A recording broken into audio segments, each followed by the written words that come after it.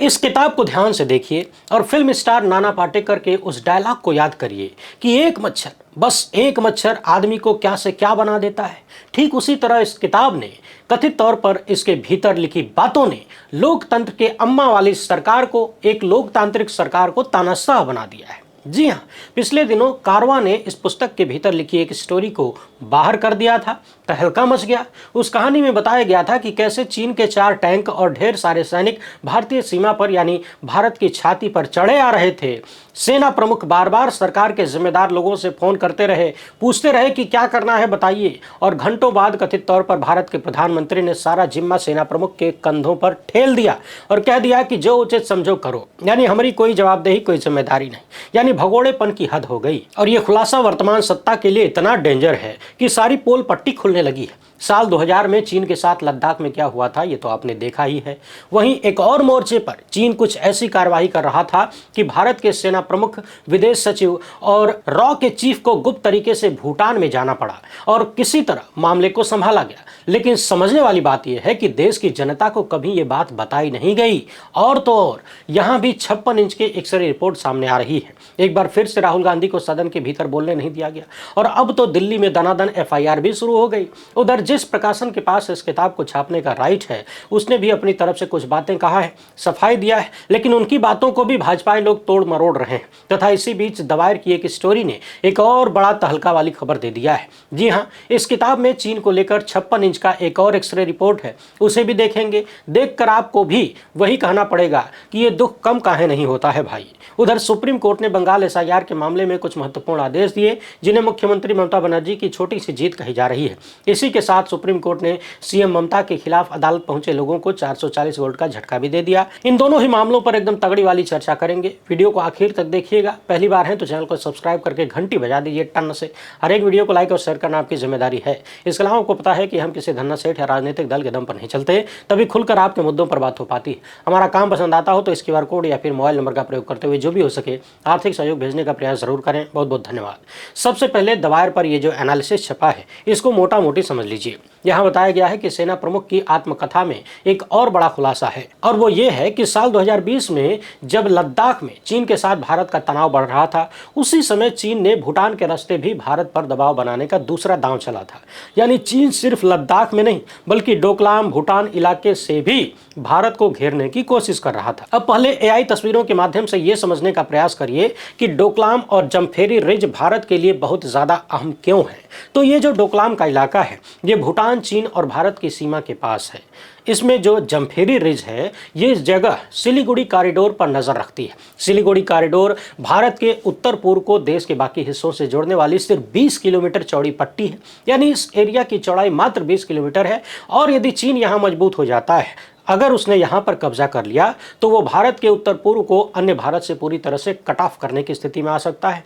इसे कई बार chicken neck भी कहा जाता है, यानी ऐसी जगह जिस पर यदि कब्जा हो जाए तो उत्तर पूर्व के सभी राज्यों से भारत का जमीनी कनेक्शन कट जाएगा। दरअसल साल 2017 में चीन की सेना ने जमफेरी रिज की तरफ सड़क बनाना शुरू कर दिया था, तो भारतीय सेना ने भूटान के इलाके में घुसकर चीन को रोका। पूरे 73 दिन तक आमना सामना हुआ दोनों सेनाओं का। आखिरकार चीन पीछे हट गया, लेकिन चीन तो चीन है, उसने पीछे हटने की नौटंकी किया था भरमाने के लिए। भारत के पूर्व सेना प्रमुख नरवणे के मुताबिक चीन ने डोकलाम में सेंट्री पोस्ट, खाइयां और हेलीपैड बनाना शुरू कर दिया।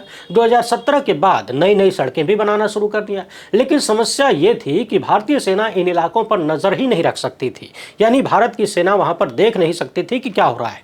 फिर सैटेलाइट तस्वीरों से भारत को पता चला कि चीन टोरसा नाला और आमोचू के पास तक पहुंच गया है। सेना प्रमुख लिखते हैं कि अगर चीन इससे थोड़ा और दक्षिण की तरफ बढ़ता है तो भारत की सुरक्षा के लिए बहुत बड़ा खतरा पैदा हो सकता था। ऑस्ट्रेलियाई थिंक टैंक ने सैटेलाइट तस्वीरों के विश्लेषण से बताया था कि चीन ने 5 किलोमीटर लंबी रियर रोड बना ली है। यह सड़क खतरनाक पहाड़ियों के इलाकों से होकर जाती थी और भारत की नजरों से छिपाकर जमफेरी रिज तक पहुंचने का रास्ता देती थी। यानी चीन एक सड़क बना रहा था जिसके माध्यम से वो भारत की नजरों से छिपकर पूर्व पूर्वोत्तर के राज्यों को भी भारत से काटने वाले स्थान पर पहुंच सके। यानी भारत और पूर्वोत्तर के राज्यों के बीच जो सबसे पतला स्थान है, जहां से जमीनी आवागमन संभव हो पाता है भारत के लिए, वहीं पर चीन कथित कब्जे की साजिश रच रहा था और वहां तक पहुंचने के लिए तेजी से सड़कें बना रहा था। 2017 के बाद से लेकर 2020-21 तक इस सड़क का काम बहुत तेजी से चला। साल 2020 की जनवरी में सेना प्रमुख जल्द ही अभी पद पर आए थे। वो लद्दाख जाने वाले थे, लेकिन उन्हें तुरंत दिल्ली वापस बुलाया गया, क्योंकि सरकार चाहती थी कि भूटान को इस गंभीर खतरे की जानकारी डायरेक्ट दे दी जाए। और फिर 10 जनवरी 2020 को सेना प्रमुख नरवणे, विदेश सचिव विजय गोखले और RAW चीफ सामंत गोयल को चुपचाप यानी अंडर द रडार, बिना किसी को बताए भूटान जाना पड़ा। भूटान जाकर इन लोगों ने वहां के राजा से मुलाकात की और उनको बताया कि चीनी सेना को नाला जंक्शन के उत्तर में ही रोकना जरूरी है, इसलिए भूटान की आर्मी जमफेरी रिज पर बढ़ाई जाए और भारत भूटान मिलकर अपने चेकपोस्ट बनाएं। तो भूटान के राजा ने कहा कि देखिए, चीन के साथ हमारी सीमा को लेकर यानी बॉर्डर को लेकर बातचीत चल रही है, इसलिए बहुत बड़ा कदम मत उठाइए। लेकिन फिर भी चेकपोस्ट बनाने पर उन्होंने अपनी सहमति दे दी। सेना प्रमुख लिखते हैं कि 6 मई 2020 को गलवान में झड़प के ठीक बाद नरवणे ने कैबिनेट कमेटी ऑन सिक्योरिटी को बताया, यानी सरकार को बताया कि चीन ने भूटान के इलाके में पहले से तय की गई एक रेड लाइन को क्रॉस किया है, यानी ऐसी लाइन यानी ऐसी शर्तें जो दोनों देशों के बीच तय हुई थी, जिससे पार नहीं करना था, लेकिन चीन ने उसको पार कर दिया, लाल रेखा को पार कर दिया। यानी एक तरफ हमने देखा कि 2020 में चीन के साथ झड़प में हमारे 20 सैनिकों की जान चली गई और उसी दौरान चीन दूसरे मोर्चे पर भी साजिशें कर रहा था। सेना प्रमुख MM नरवणे चाहते थे कि राष्ट्रीय सुरक्षा सलाहकार अजित डोभाल चीन से इस मामले पर बातचीत करें, इस मुद्दे को उठाएं, लेकिन उस समय कहा गया कि डोकलाम की स्थिति ज्यादा गंभीर है। सेना प्रमुख की आत्मकथा में लिखी बातों से यह नजर आता है कि भारतीय सरकार के बीच बहुत ज्यादा हिचकिचाहट थी इन मामलों को लेकर। नरवणे ने प्रस्ताव रखा कि भारत और भूटान की ज्वाइंट ट्रेनिंग कराई जाए सैनिकों की, ताकि जल्द से जल्द मौके पर जवाब दिया जा सके। लेकिन विदेश मंत्री S जयशंकर ने आपत्ति जताया और कहा कि यह इलाका भूटान चीन विवादित क्षेत्र माना जा सकता है और चीन भड़क सकता है, यानी चीन के भड़कने का इनको डर था यदि हमने भूटान के सैनिकों के साथ ज्वाइंट ट्रेनिंग किया तो। इस पर सेना प्रमुख नरवणे ने जवाब दिया कि हम 1980 के दशक तक यहाँ ट्रेनिंग करते आए थे और आखिर में फैसला हुआ कि पहले भूटान की सेना चीन की सेना के खिलाफ विरोध दर्ज कराए। लेकिन अगले दिन विदेश मंत्री जयशंकर ने रिकॉर्ड देखकर बताया कि वो इलाका असल में विवादित है ही नहीं। आगे की कहानी सुनिए। जुलाई 2020 में चीन ने एक और चाल चला। उसने भूटान के अंदर के एक इलाके पर अपना दावा ठोक दिया, जबकि इस इलाके पर कभी भी कोई विवाद नहीं था। भूटान ने विरोध किया तो चीन ने कह दिया कि भूटान के साथ उसका विवाद पूर्व, मध्य और पश्चिमी तीनों सेक्टर में है। इस लेख के अनुसार नरवणे के हिसाब से चीन थोड़ी थोड़ी जमीन कब्जा करने की कोशिश कर रहा था। चारों तरफ से वो भारत को रणनीतिक रूप से घेरने की कोशिश कर रहा था, यानी सिर्फ भारत से सीधी लड़ाई नहीं बल्कि पड़ोसी देशों के जरिए दबाव डालने की नीति अपना रहा था। इस रिपोर्ट में सबसे बड़ा खुलासा यही है कि भारत सरकार को 2020 की शुरुआत में ही पता था कि चीन भूटान में गंभीर चाल चल रहा है। भारत और भूटान की सेना ने मिलकर कुछ कदम भी उठाए, लेकिन भारत की सरकार ने न तो देश की संसद को और न ही देश की जनता को इस बारे में कभी कोई पूरी जानकारी दी, साफ साफ कुछ भी नहीं बताया। यह रिपोर्ट दावा करती है कि कथित रूप से भारतीय सेना प्रमुख ने अपनी किताब में लिखा है कि जब चीन ये सब कुछ कर रहा था तो भारत की सरकार के भीतर काफी कंफ्यूजन और हिचकिचाहट थी। चीन तेजी से जमीन पर हालात बदल रहा था और भारत काफी सावधानी से धीरे धीरे चल रहा था। चीन ने 2020 में लद्दाख में दबाव बनाया और साथ ही साथ भूटान के रास्ते भी भारत को घेरने की कोशिश किया। भारत ने भूटान के साथ मिलकर कुछ कदम उठाए, लेकिन चिंताजनक बात यह है कि भारत की जनता को, भारत की संसद को इस बारे में कभी कोई जानकारी नहीं दी गई।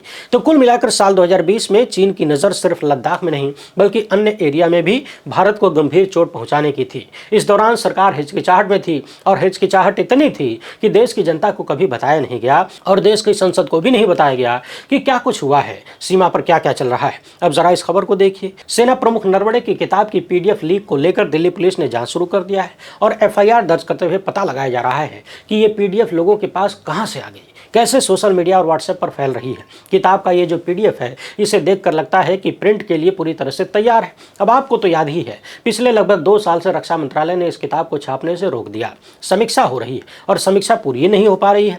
बार बार सवाल यही उठ रहा है कि क्या इस किताब में भाजपाई सत्ता की पोल खुलने का डर है कि जो बातें अब तक दबाकर छुपाकर रखी गई थी, 56 इंच और मजबूत सरकार की बात कही गई थी, उन सब की हकीकत देश की जनता जान जाएगी। खुद पेंगुइन इंडिया जो कि पब्लिशर है इस किताब की, जिसकी जिसके पास किताब से संबंधित सारे राइट्स हैं, वो सामने आकर कह रहे हैं कि ये किताब अब तक छपी नहीं है।